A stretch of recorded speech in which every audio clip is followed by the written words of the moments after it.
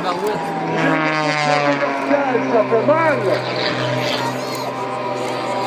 Regardez la puissance d'ascension de ce moteur de 385 forces alors que le pilote doit manœuvrer le palonnier et maintenir un contrôle parfait sur le souffle d'hélice avec une vitesse 0.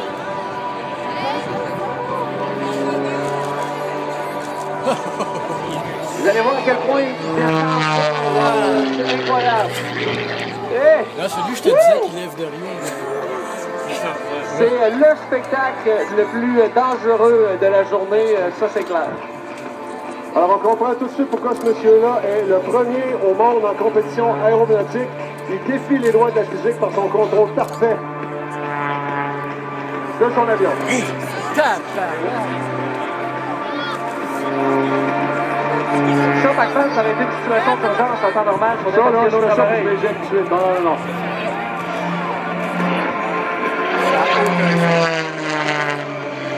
Alors, une chose que vous venez de faire en ce moment, passer de la vol rectiligne dans le vol vertical, écrase le pilote dans son siège avec une force supérieure à 15 fois la gravité terrestre.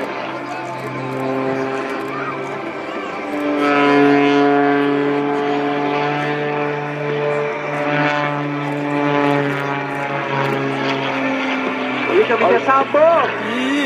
Ce qui est à couper le souffle, c'est la vitesse de giration de son avion qui est capable d'arrêter les ailes instantanément, parfaitement à l'horizontale et de repartir vers la verticale. Et vous voyez comme ça, et voilà, le renversement intérieur double, manœuvre unique, mesdames et messieurs, à Rob Holland.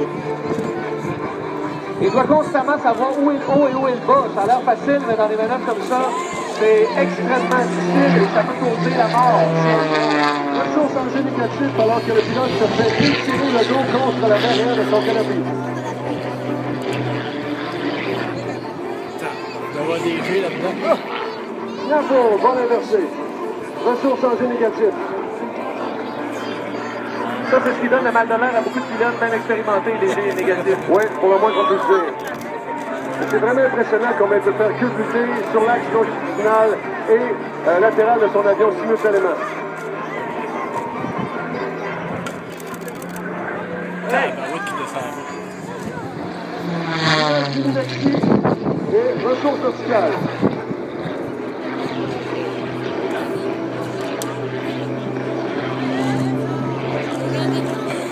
Une grille à plat contrôlée par le moteur et les palonniers. Alors, ce qui est vraiment impressionnant là-dedans, c'est, mesdames et messieurs, quand vous dites qu'il y a zéro contrôle de vol électrique, il y a aucun câble et des poulies reliées à ses mains et ses pieds. C'est tout. Regardez le contrôle extrême de son avion et c'est tout du vol manuel, 100% manuel.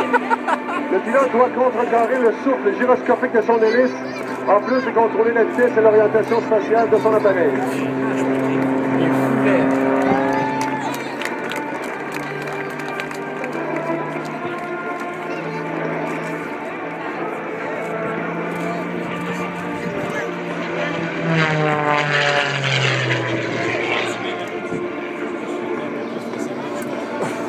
Peut-être même avant ça.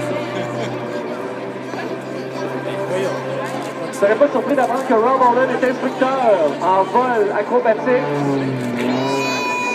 Comme on disait, c'est pas un débutant. Regardez, vol stationnaire encore une fois, cambré vertical, vol stationnaire. Et malgré le très peu de vitesse, il réussit à redresser son appareil de façon parfaitement rectiligne.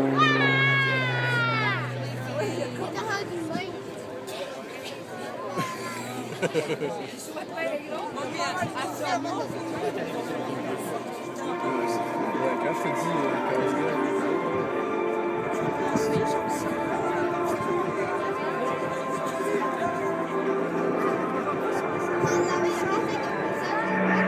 Mesdames et messieurs, la prochaine manœuvre de Rob est dédiée à tous les militaires canadiens qui se joignent à l'effort antiterroriste et aux opérations conjointes avec nos voisins du Sud, les Américains. Le cœur de Rob Holland est dédié à tous les membres des Forces armées canadiennes.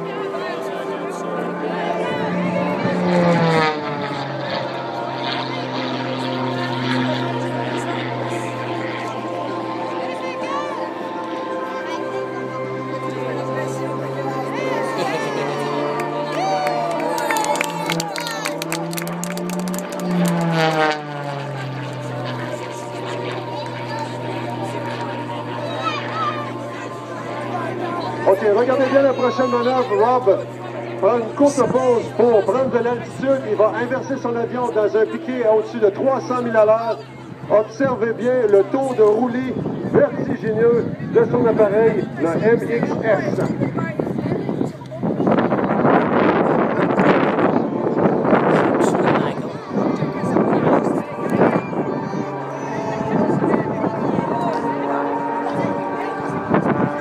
Et c'est parti!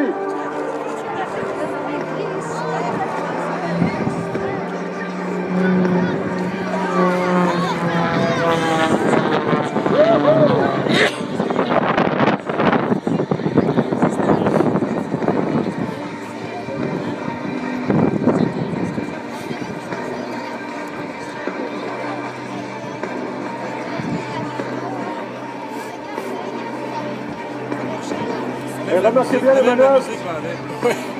Une vrille latérale inversée avec virage renversé intérieur en couteau. Voilà.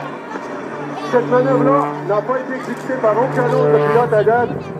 Un mouvement signature Rob Holland, unique au monde.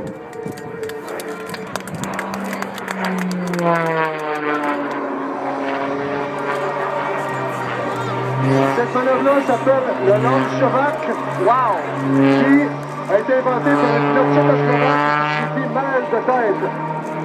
Il est encore en vie, ce pilote-là? Je sais pas, mais... Il doit avoir un bon pyro. On dirait l'avion télévisé, mais il y a un être humain là-dedans.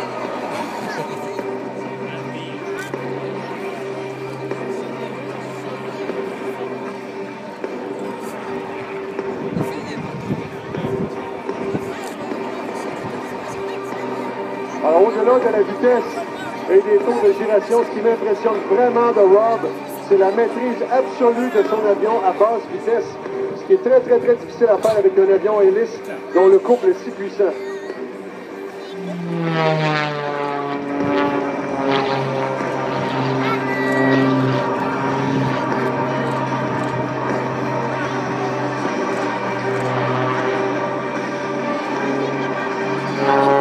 Ça, backpack pour un pilote, c'est incroyable d'avoir ça.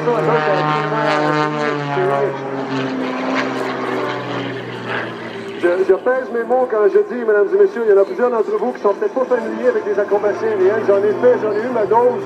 Ce que vous voyez là en ce moment, gravez-le dans votre mémoire, c'est probablement le meilleur spectacle acrobatique qu'on verra jamais ici.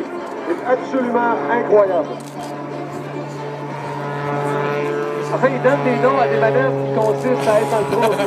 Parfaitement. Disons que le gars doit avoir des assurances-vie en béton. Ou pas du tout, là. Il n'y a pas une compagnie qui veut l'assurer.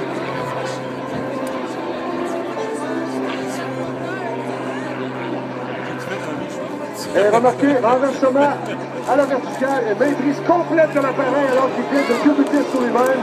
Un vol stationnaire, c'est pas un hélicoptère, c'est un avion.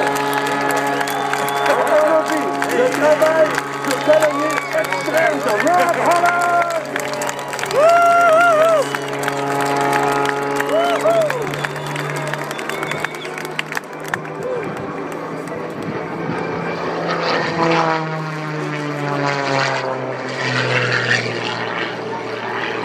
Et maintenant, pour ceux qui ont des appareils photo, ce sera le moment passage photo de Rob Holland.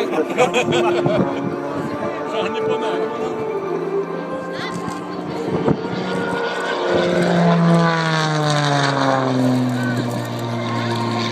Passage en couteau, gauche et droite. Alors, quand on parle de catégorie illimitée, ça fait référence, entre autres, à l'altitude à laquelle le pilote a le droit de descendre.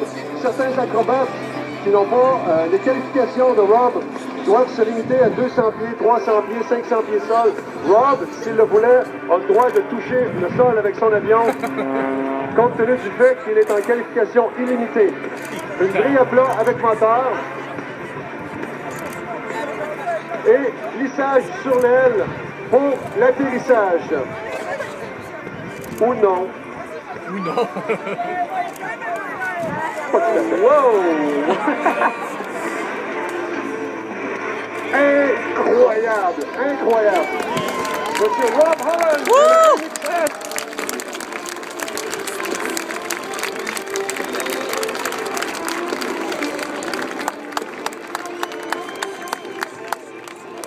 C'est probablement le meilleur pilote acrobatique au monde présentement se produire pour vous à Bagotville. Quelle chance on a de le voir travailler. Alors Rob va circuler devant vous avec son avion. Nul va sans dire qu'on doit lui donner une réception digne du Saguenay. Et si on n'était pas sur une base militaire, je donnerais la permission aux demoiselles de lancer leur brassière sur l'avion, mais on ne peut pas. Donc,